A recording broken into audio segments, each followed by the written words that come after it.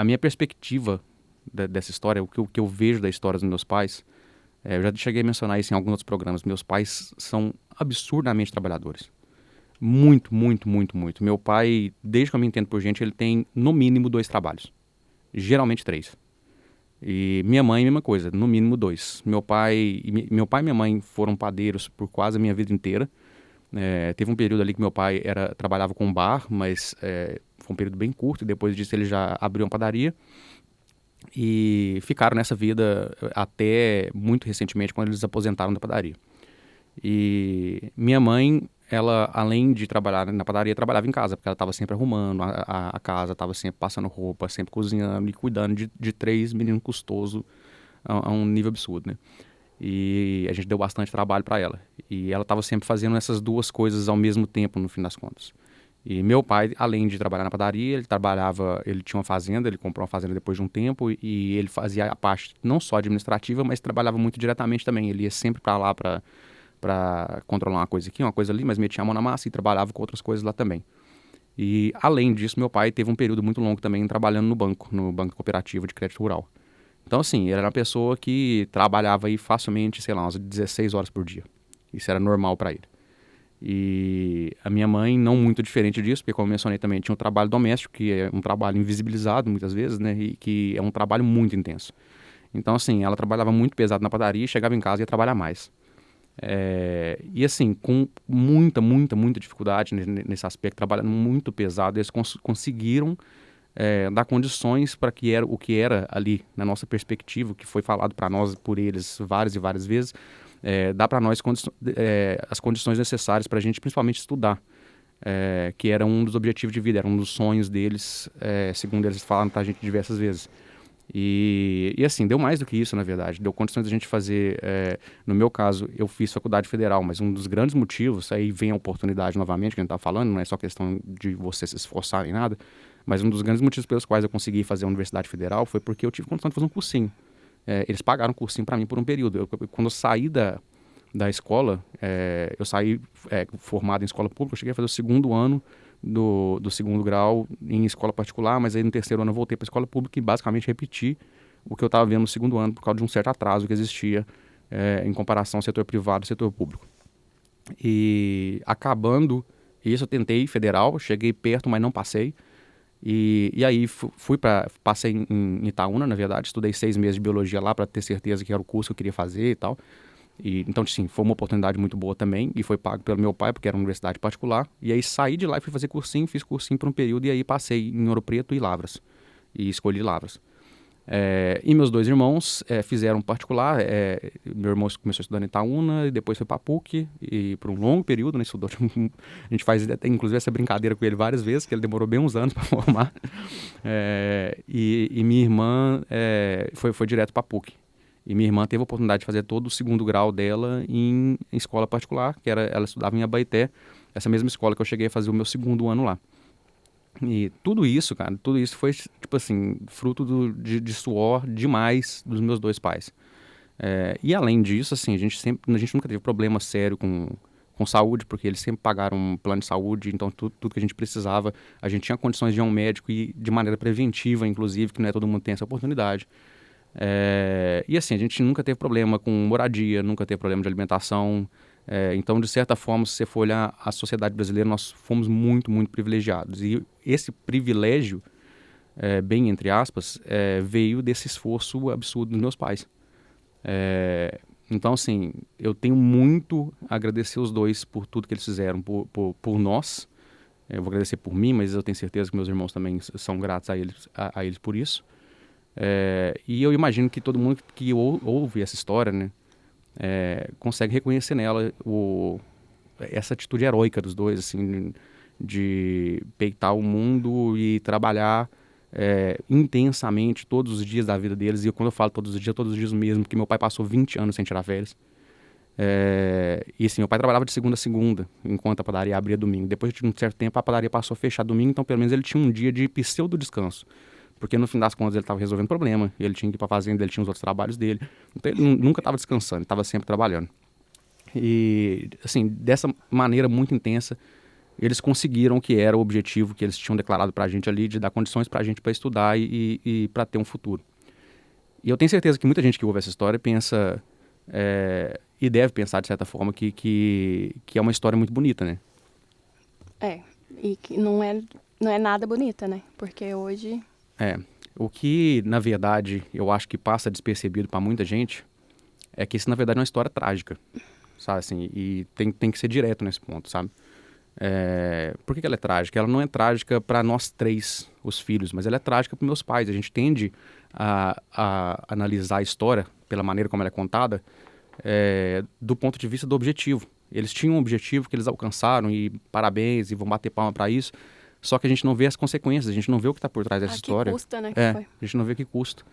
E tudo isso que eu falei, que a gente teve condições de estudar, a gente teve saúde, a gente teve segurança, a gente teve moradia garantida, sem ter que se preocupar com nada, tudo isso tem uma coisa em comum. Está tudo previsto no artigo 6º da Constituição Federal como direito social. Algumas dessas coisas estão previstas também, de certa forma, no artigo 5º como direito fundamental. Então, assim, o Estado ele tem que garantir condições mínimas para que você tenha acesso a essas coisas, principalmente segurança, saúde, educação e, obviamente, moradia, né? Mas que você tenha acesso a essas coisas com qualidade. E não é isso que acontece. Então, no fim das contas, muitas vezes as pessoas têm que se sacrificar de uma maneira muito intensa para garantir o que deveria ser garantido pelo Estado, que foi basicamente o que meus pais tiveram que fazer. E meus pais, eles não saíram numa situação de pobreza, sabe? Meus pais estavam... É difícil explicar a situação social, mas, tipo assim, meus pais nunca passaram fome, eles nunca tiveram muita dificuldade nesse aspecto, até onde eu sei. Por isso que eu tô falando que a perspectiva da história deles é a minha, é a história que eu ouvi deles, as coisas que eu ouvi deles. Então, assim, é difícil julgar e falar exatamente o que era. Mas o que eu posso garantir é que, tipo assim, meus pais conseguiram melhorar de vida com um trabalho pesado. Só que o custo disso é absurdo, porque, como eu mencionei, meu pai passou 20 anos sem tirar férias. Isso é um absurdo, gente. Isso é um absurdo. E você vê as consequências em termos de saúde. Eles têm problemas de saúde que foram causados por diversos fatores, por esse trabalho intenso. E só de você pensar, tem problemas que certamente ainda não apareceram, mas que vão aparecer, porque eles passaram, principalmente meu pai nesse aspecto, porque ele dormia menos, mas meu pai passou a maior parte da sua vida praticamente não dormindo. Ele acordava de madrugada, ele dormia tarde, estava sempre trabalhando. A gente enxergava, é engraçado que uma das memórias mais fortes que eu tenho do meu pai, uma das coisas mais frequentes, é meu pai sentado no sofá dormindo. Porque ele escorava em qualquer lugar, ele sentava ali para assistir um filme, assistir alguma coisa, e tipo assim, 20 segundos depois ele tava com a cabeça pro lado dormindo. E a gente meio que olhava para isso de uma forma engraçada, brincando lá, o Magno tá dormindo e tal, todo mundo fazia piada e tal, não sei o quê. E, cara, isso era consequência direta da vida que ele levava, da vida pesada que ele levava, do sofrimento que era a vida dele, o trabalho intenso dele todos os dias. Então, a gente sabe que já tem consequências e que vão ter consequências piores no futuro também, porque uma das coisas que eu mais estudei aqui no meu mestrado de Ciências Aplicadas à Saúde é a importância do sono. A gente, inclusive, fez um programa sobre isso, porque a gente entrevistou uma pessoa que trabalha com isso, a gente conversou muito sobre o sono e a importância disso. E as consequências de se dormir mal têm consequências de curto, de médio e longo prazo. Então, assim, talvez algumas de longo prazo nem tenham aparecido ainda, sabe? E esse trabalho pesado, esse trabalho intenso, todos os dias, ele traz consequências distintas para a vida dessas pessoas. Minha mãe tem problema de joelho, meu pai tem problema de joelho, tem problema na coluna. Então, assim, são pessoas... Meu pai estava sempre ali numa bancada de padaria, trabalhando pesado, então estava sempre em pé. Minha mãe, mesma coisa, fazia bolo, fazia isso, fazia aquilo, fazia quitanda e tal. Então, estava sempre ali em pé e numa situação que vai tendo um desgaste que, às vezes, a pessoa pensa, eu machuquei o joelho, sei lá, caminhando. E, na verdade, não foi. Você foi machucando o seu joelho ao longo de toda a sua vida. E aquilo ali foi só o finalzinho, foi só a gotinha final. Então, por que eu falo que essa é uma história trágica? Porque a gente tende a enxergar isso como um exemplo de meritocracia, dessa coisa terrível que tem sido utilizada como uma ferramenta de manipulação social. A gente tende a enxergar isso como eu mencionei, só do ponto de vista do objetivo. Eles conseguiram o que eles lutaram para conquistar. Só que muita gente tem muito mais do que isso e não tem que fazer nada. Muita gente nasceu muito melhor do que isso sem ter que se preocupar com nada. E antes que você venha falar que, mas isso foi fruto do esforço de outras pessoas, cara, muita gente tem isso por pura, exclusiva exploração. Muita gente tem acesso a muita coisa como fruto, mesmo que seja distante, mas ali de um histórico ali inclusive de escravização, sabe? A gente já mencionou várias vezes. Essa grilagem de terra, enfim. Existe tanta maneira desonesta e com consequências trágicas de adquirir poder, adquirir inclusive poder aquisitivo nesse aspecto, que muita gente já nasce assim como fruto dessas relações sociais, sabe? Tem gente que é simplesmente neto Herdeiro. de dono de capitania hereditária, sabe? É isso. E isso é absurdamente injusto, absurdamente injusto. Você saber que duas pessoas tiveram que sacrificar sua vida tão intensamente não é só as consequências, não são só essas que a gente está mencionando de saúde diretamente, porque eu preciso falar também que a minha relação com meus pais não é a relação que eu queria ter, e eu tenho certeza que não é a relação que eles queriam ter, porque minha mãe agora, principalmente depois que ela aposentou, ela começou a perceber também alguns problemas que a gente tinha de relação, que ela não queria que fosse daquele jeito, ela queria que fosse melhor a nossa relação. E acaba assim, eu praticamente não tive tempo de qualidade com meu pai, porque ele estava sempre trabalhando, então ele não podia dedicar um tempo que fosse ali diário ou que fosse esporádico mesmo para conviver com a gente, sabe? Para fazer coisas interessantes com a gente só por diversão, enfim, só pelo prazer, pelo lúdico, sabe assim, pela relação, essa relação positiva, tempo de qualidade mesmo. E minha mãe, mesma coisa, porque mesmo que ela tivesse um pouco mais de tempo fora do trabalho direto dela, né, fora do trabalho da padaria, a pessoa está sempre cansada, ela está sempre sem paciência, ela está sempre esgotada. E sabe o que eu acho mais absurdo disso tudo? É que eu não sei meu pai, nunca tive essa conversa com meu pai, mas a minha mãe eu sei que ela se culpa por isso. Ela acha que ela deveria ter tido mais paciência com a gente, que ela deveria ter sido mais amorosa com a gente. Ela já falou isso várias vezes. Só que ela não percebe, eu sei que ela não percebe, que na verdade a culpa não é dela. Sabe? Que isso é pura e exclusivamente culpa de um sistema. E se você ouviu essa história toda aqui, eu peço para você continuar, porque eu vou falar uma coisa agora que eu sei que tem a repulsa de muita gente. E é uma repulsa que ela é criada intencionalmente, ela foi formulada dessa forma. Existe um motivo pelo qual você tem repulsa, e eu vou te pedir para continuar, porque aí depois eu quero te propor uma atividade. O motivo pelos quais meus pais não puderam ter tempo de qualidade com nós, e pelos quais eles tiveram que se sacrificar tanto para dar um mínimo para a gente que deveria ser garantido pelo Estado, é o capitalismo. E eu sei que você pode estar pensando aí, como eu mencionei, você tem essa repulsa, lá vem ele falar, lá vem um comunista falar de criticar o capitalismo.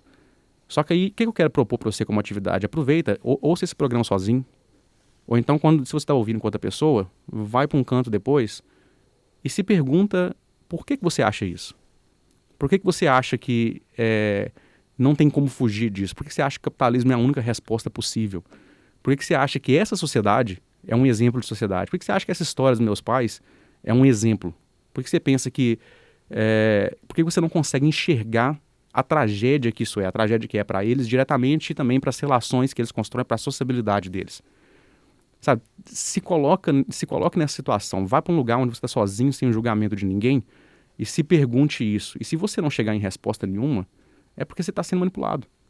É simples assim. E eu não estou falando isso, tipo assim, como se a gente não tivesse passado por situação semelhante, porque eu também passei por situação semelhante. Eu também acreditava em meritocracia quando eu era jovem.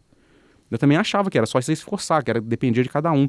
Porque existe uma intenção de manter um pensamento individualista. A gente não enxerga a sociedade como ela deveria ser enxergada, em coletividade.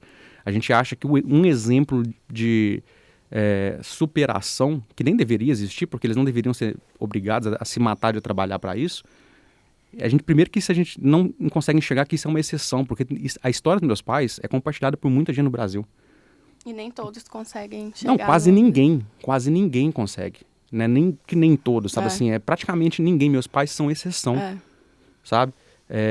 Existe, eu vou citar um dado aqui que eu acho relevante em dois aspectos e muitas vezes um deles é ignorado. A OCDE tem um ranking de mobilidade social e, assim, é difícil ter uma organização mais capitalista do que a OCDE, né, gente? É o popularmente conhecido como clubinho dos países ricos. Então, assim, tá bom a fonte para você dessa forma? sabe? Acho que não tem como você falar que é uma fonte comunista, né? Mas tem esse ranking de mobilidade social que indica que no Brasil, uma família pobre, ela leva 9 gerações para atingir uma renda média. 9 gerações, cara. Bicho. Quanto tempo que é isso? Sabe, sei lá, assim, para atingir uma renda média. Uma pessoa que foi escravizada, se tudo der certo na vida dela, ela vai levar centenas... Ela não, né? Mas é tipo assim, as filhas, as famílias dela, né? A família dela, os descendentes dela, vai levar centenas de anos para ter uma renda média. Por mais que se esforce, por mais que trabalhe, sabe? E aí você tem imbecis no Brasil, pilantras, que me soltam um tweet igual eu vi agora essa semana aí, que não há pobreza que resista a 14 horas de trabalho, sabe? Pilantra, não existe nem nada mais, nada menos que isso, ele é um pilantra, saca? E, cara, 14 horas de trabalho é normal pra muita gente no Brasil, pra muita gente. Eu vi recentemente um documentário, São Paulo, uma cidade segregada, e o documentário tem problemas seríssimos, mas ele pelo menos assim, tem alguns dados interessantes. E um deles ele fala que em São Paulo 2/3 da cidade gasta mais de 2 horas para chegar ao trabalho. Isso é absurdo, gente. Para chegar ao trabalho. Não consigo imaginar. E você tá falando de mais de 2 horas, eu te garanto que é muito mais do que isso para voltar, porque geralmente o que você faz? E é o que eu fazia, por exemplo, em Belo Horizonte, em qualquer cidade grande a gente faz isso. Às vezes você acorda mais cedo para poder pegar um horário que está menos movimentado, que tem menos trânsito, para conseguir chegar mais cedo no trabalho. Só que na volta, muitas vezes você não tem opção, porque a volta vai acabar no horário de pico. E quando acaba no horário de pico, aí é o caos. Você vai demorar 3 horas e meia, isso é normal. Isso acontece em BH, que é uma cidade muito menor. Em São Paulo isso é frequente, isso é 2/3 da cidade que passa por isso. E aí você mete aí, sei lá, 8 horas de trabalho, você já está brincando aí de 12 a 13 horas focadas em um aspecto específico da sua vida, que é o trabalho. Sabe? 12 a 13 horas. Aí você vai colocar tempo de sono pra cozinhar, pra fazer qualquer coisa do tipo. Cara, você simplesmente não tem vida. Sabe? Se você tiver filho, se tiver uma família pra cuidar, pra ter relação, como que tem relação? Como que cria vínculo com outras pessoas? Você só tá... Você vive pra isso. E isso é absurdo porque, assim, sociabilidade é essencial pro ser humano. A gente viu o quão importante foi pra gente, a gente já mencionou isso aqui várias vezes, o quão importante foi pra gente, e a gente tem encontrado esses amigos aqui na Nova Zelândia. Porque a gente conseguiu criar um grupo, sabe, ter esse vínculo que era essencial pra gente, isso foi muito importante pra nossa adaptação aqui. E que sociabilidade você tem se você trabalha, se você dedica ao trabalho 14 horas de um dia, se você dedica 13 horas de um dia? Que qualidade de vida que você tem? Você não tem nenhuma. E você vê consequências disso, né? Teve uma reportagem não tem muito tempo que ficou bastante famosa e eu acho que deveria ter ficado mais, bem mais. Porque ela passou e depois muita gente se esquece. Mas, cara, em São Paulo a diferença você tem 2 bairros, um do lado do outro. A diferença de expectativa de vida de um bairro nobre e de uma periferia é de 23 anos. Nossa. 23 anos. Só por ter nascido pobre e morar num lugar, morar na periferia de São Paulo, numa região periférica, você vai viver, a expectativa é que você viva 23 anos a menos do que uma pessoa rica que mora no bairro nobre. Sabe? É só por isso. E isso é de um absurdo, cara. Isso aí devia ser propagado e repetido, e repetido, e repetido. Essa é uma notícia que ela tem que estar tatuada no nosso cérebro, sabe? Ela tem que estar pregada ali indelevelmente. Sabe? Isso aí a gente tem que lembrar disso todos os dias da nossa vida, sabe? E a gente vê muito, assim, isso é muito comum você observar quando a gente vê entrevistas de pessoas que estão numa situação de trabalho muito pesada, boia fria, pessoas que vivem, sabe, submetidas a um trabalho intenso debaixo do sol. Você olha para a pessoa, você fala, pô, essa pessoa tem 75 anos, você vai ouvir ela falar, a idade dela tem 40 e poucos. Sabe por quê? Porque ela está desgastada. Ela está, assim, é efeito direto do trabalho intenso. O trabalho mata, sabe? A verdade é essa. É lógico que a gente falou no início aqui sobre as coisas boas do trabalho e tal, cara, mas se não existir equilíbrio entre trabalho e vida pessoal, entre o resto da sua vida, trabalho mata. E por que ele mata? Porque ele precisa de você desesperado. O capitalismo precisa de você desesperado, ele precisa que você aceite qualquer coisa. Ele precisa que quando uma pessoa te propuser um salário miserável, e você vai ter que deslocar 3 horas para chegar lá, 3 horas para voltar para sua casa, e vai ficar lá o dia inteiro, numa situação extremamente complicada, muitas vezes sem um acesso adequado à alimentação de qualidade, e recebendo, como eu mencionei, um salário miserável, ele precisa que você aceite esse absurdo.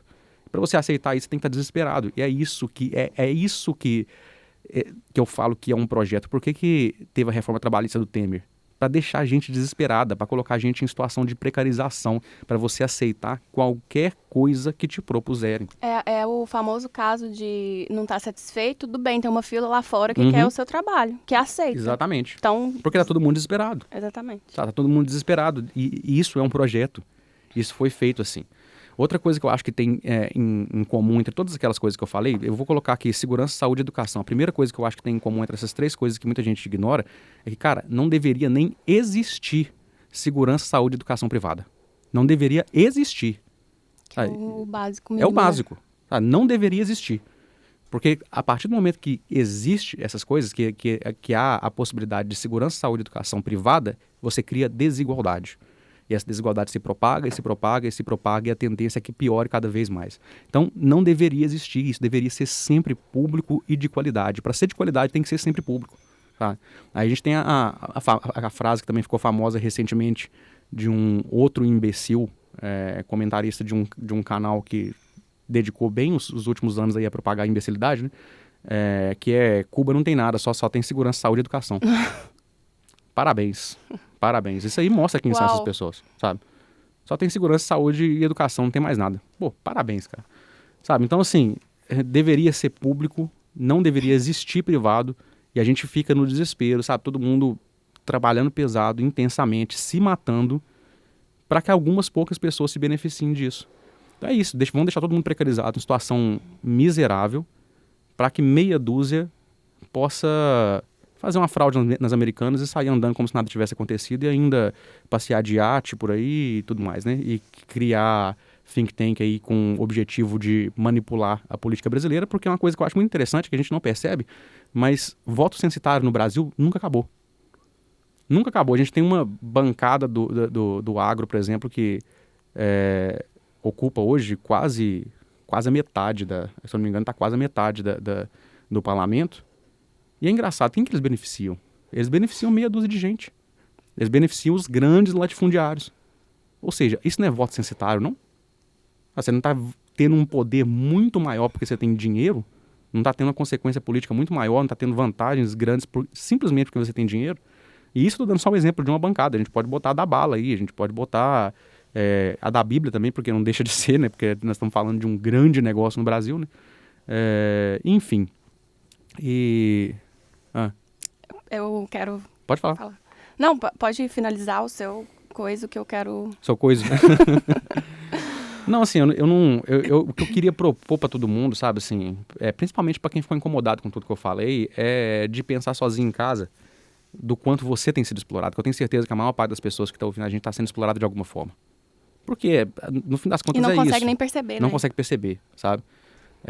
Para de acreditar nessa conversa fiada de pilantra, sabe? Esses caras que metem um coach lá no perfil dele e fica falando, só depende de você. Cara, um coach, bem entre aspas, acabou de ser responsável pela morte de um sujeito. Sabe? O cara tava correndo uma maratona sem ter preparo nenhum para isso, porque basta você acreditar, basta você se esforçar, vibrar na frequência de outras pessoas. Cara, é tanto absurdo e eu tô de cara que não tá preso ainda, sabe? É muito, muito absurdo. Então, tipo assim, para de acreditar nesses pilantras, gente. Para de acreditar nesses pilantras. Você está sendo explorado. Todo mundo está sendo explorado praticamente, sabe? Assim, e tudo isso para manter os faraós lá com o poder deles, sabe? A gente está carregando pedra para construir pirâmide ano após ano, após ano, após ano. E a gente não vai mudar isso se a gente continuar pensando de uma forma individualista, se a gente continuar focando no indivíduo, continuar pensando na história dos meus pais, por exemplo. A gente tem que pensar em termos de coletividade, a gente tem que ver o que todo mundo está sofrendo no entorno, quais são as consequências para todo mundo e o que nós podemos fazer para melhorar a vida de todo mundo. Não adianta você ter um caso de sucesso, como bem entre aspas, né? Mas um caso de vitória sabe, de pessoas que são verdadeiros guerreiros mesmo, assim, lutando pesado para sobreviver, para dar condições mínimas para os filhos, e você ter centenas de milhares de casos de pessoas que estão sendo esmagadas pelo capitalismo, sabe? Então, vamos começar a pensar um pouco mais, e principalmente na hora de votar, tente prestar atenção nos interesses de quem estão sendo defendidos ali de fato. Porque, como eu mencionei, se a gente tem voto censitário no Brasil, sabe o que está acontecendo? Você tem pessoas poderosas que têm mais poder com o voto do que você, existe uma coisa muito errada com isso, e existe um sistema que está sendo beneficiado, e é um sistema que precisa ser derrubado de alguma forma, e a gente precisa pensar isso de uma forma coletiva, a gente precisa se organizar, sabe? Procure maneira de se organizar, de se informar, para a gente chegar numa maneira, construir algo para que a gente consiga beneficiar toda a coletividade. Você falou sobre seus pais, né? Eu vou falar de forma muito resumida, porque a gente não tem nem tempo, inclusive, para isso. Desculpa. Mas nossos pais, eles têm uma coisa em comum, né, na história, que é a luta, muita luta. Eu sou filha de professora e de um seletista, né? Meu pai foi CLT a vida inteira, trabalhou ali no que apareceu, no que dava, para garantir nosso sustento. Então, tudo que eles fizeram desde o momento que eles acordavam até a hora de dormir era pensando no nosso sustento, no nosso bem. Então... Novamente, a gente dá o mínimo, né? Exatamente. E assim, a minha mãe, inclusive tem vídeos, né? O Marquinho, meu irmão, tem aquele projeto lá no Instagram e ele fez, maravilhoso, inclusive, registrou um pouco da história dos dois, do meu pai e da minha mãe, em vídeo. Então, tá lá, para quem quiser ver, eles falando sobre a perspectiva deles, a história deles. Conta o projeto qualquer. Chama Retratos Sem Fronteiras. Marquinho, ele registra a história das pessoas lá da cidade, pessoas que muitas vezes estão ali só vivendo a vida e que você para e pensa, gente, que história que essa pessoa tem? Qual a história de vida dessa pessoa? Ele vai lá e registra. Pessoas que são invisibilizadas. E ele registra e divulga para todo mundo e é um sucesso, é maravilhoso, é emocionante. É um trabalho fantástico, gente, muito bom. E meus pais estão lá, então podem lá seguir e acompanhar. Mas a grande diferença que eu acho, e isso, né, não é culpa de ninguém, não é nada, é só diferença mesmo, é que apesar de todo o esforço que foi, a minha mãe trabalhou muitos anos, 3 períodos como professora.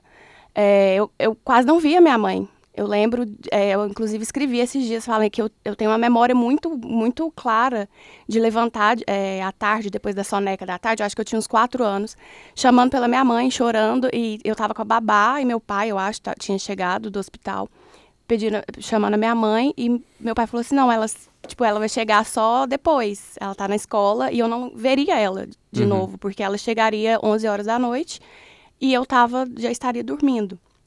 Só que ainda assim, a gente criou um vínculo gigantesco, né?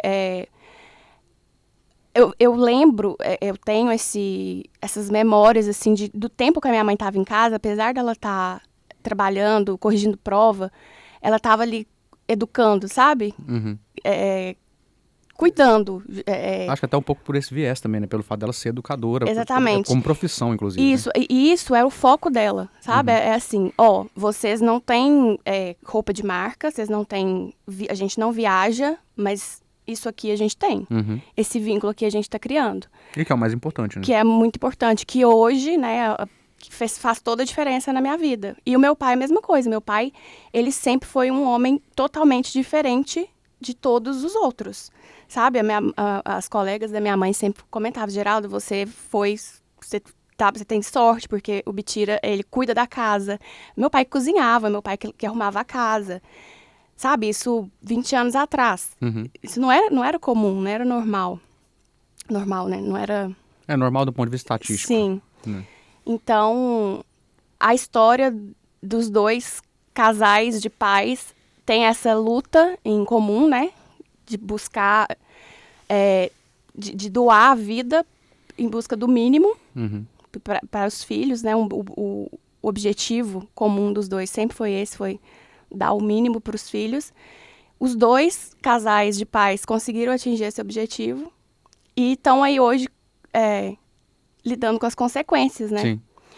O meu pai, ele está aposentado já há alguns anos e está esperando receber um dinheiro que é dele, sabe? Tipo, é muito absurdo, velho. Toda vez que eu converso, falo, pai, ele fala, não, porque tô previsto tô na fila para receber, vai sair ano que vem. Na fila precatória para receber a aposentadoria, né?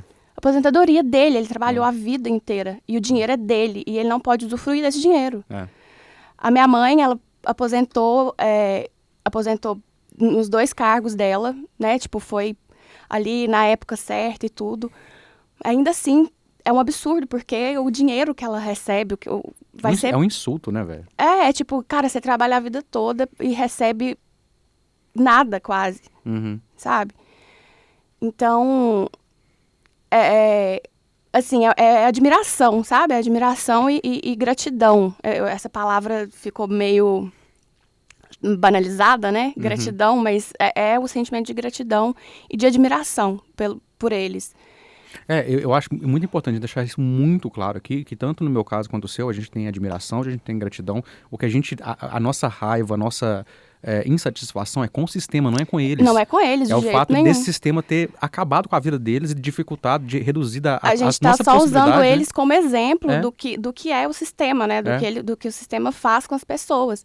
E como a gente falou, eles são exceção, né? Como você falou, eles são exceção. Eles conseguiram atingir o objetivo deles, terem os filhos formados, bem educados, pessoas boas. A que custo? Né? Então, as consequências desse esforço todo, dessa luta toda, tá aí neles. E assim... E na gente também, porque a gente tem esse problema de sociabilidade, no fim das contas, Isso. porque a gente não tem oportunidade de passar o tempo de qualidade com eles que deveria ter. Né? Exatamente. E é isso. Então, assim, o que eu desejo agora, né, já que tudo passou, é que a minha mãe, que é o sonho da vida dela é viajar e conhecer o mundo, é que ela consiga agora, sabe? Apesar de estar... Ela tá fazendo 60 anos. Pronto. Começa agora e vai, e viaja, e vem visitar a gente. Meu pai também vai receber o dinheiro, vem visitar a gente. E é isso, porque passou. O que foi. A luta foi vencida, né? Vamos dizer assim. Mas a revolta fica. Não, tipo assim, são lutas individuais, como mencionei, mas a luta coletiva não. Não, sabe? É aquela história da favela venceu, que a gente vê muitas vezes, que tem o seu mérito, é importante a gente observar a luta da pessoa, é importante e tudo mais, só que a gente tem que sempre lembrar que a gente está falando do ponto individualista. Individual. Coletivamente não venceu. É porque é a representatividade, né? Na verdade. Não, eu acho importante, inclusive, você dar destaque para isso, mas é importante também você saber que existe uma batalha coletiva que não foi vencida. Não foi vencida. E você precisa ignorar um pouco, assim, de certa forma, individual e você precisa focar na coletiva e lutar para que todo mundo tenha direitos mínimos, sabe? É assim, comemora, mas não esquece do resto, né? Exatamente. É isso. E assim, gente, isso é uma coisa que eu acho que era muito importante de falar. A gente ama muito nossos pais e admira muito e tem muito respeito pela história deles, por tudo que eles fizeram, mas é de uma puta injustiça tudo que eles passaram, sabe?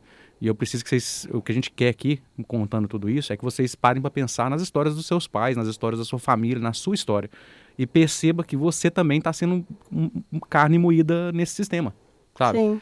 E que você comece a enxergar as injustiças que estão escondidas por trás dessas histórias bem, entre aspas, bonitas, né? Porque esse exercício, ele não é comum, né, de se fazer.